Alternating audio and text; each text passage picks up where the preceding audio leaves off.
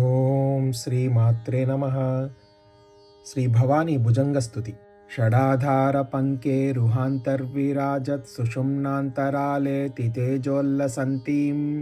సుధామండలం ద్రావయంతీం పిబంతీం సుధామూర్తిమీడే చిదానందరూపాం జ్వలత్కోటిబాలార్కభాసారుణాంగీం సులావణ్యశృంగారశోభాభిరామాం महापद्मकिञ्जल्कमध्ये विराजत्त्रिकोणे निषण्णां भजे श्रीभवानीं क्वणत्किङ्किणीनूपुरोद्भासिरत्नप्रभालीढलाक्षार्द्रपादाब्जयुग्मम् अजेशाच्युताद्यैः सुरैः सेव्यमानं महादेवी मन्मूर्ध्नि ते भावयामि सुषोणाम्बराभद्दनीवी विराजन्महारत्नकाञ्चीकलापं नितम्बम्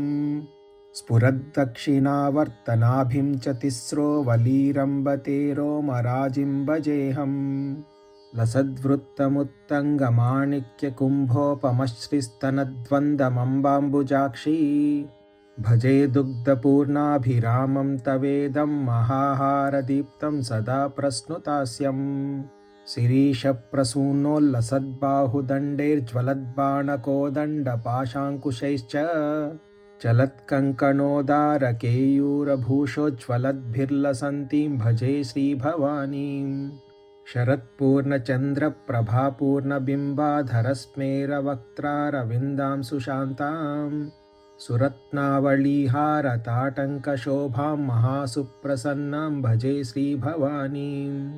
सुनासापुटं सुन्दरभ्रूललाटं तवौष्टश्रियं दानदक्षं कटाक्षं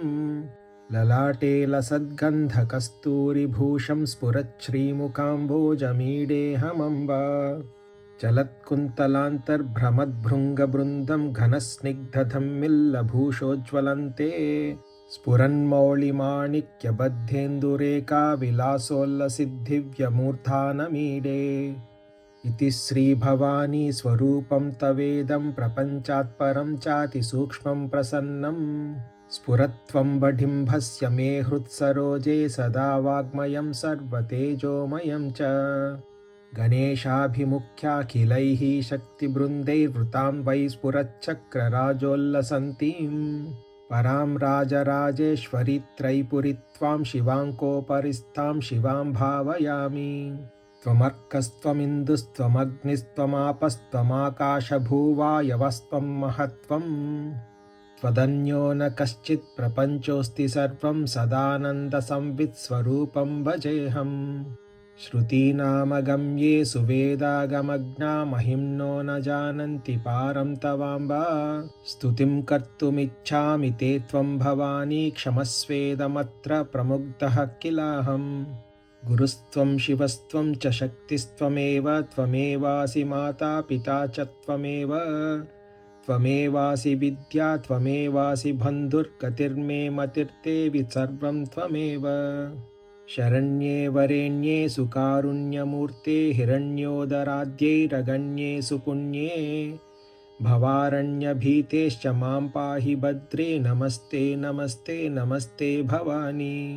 इतीमां महच्छ्रीभवानी भुजङ्गं स्तुतिं यः पठेद्भक्तियुक्तश्च तस्मै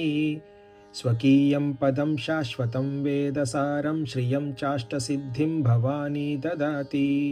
भवानी भवानी भवानी त्रिवारम् उदारं मुदा सर्वदा ये जपन्ति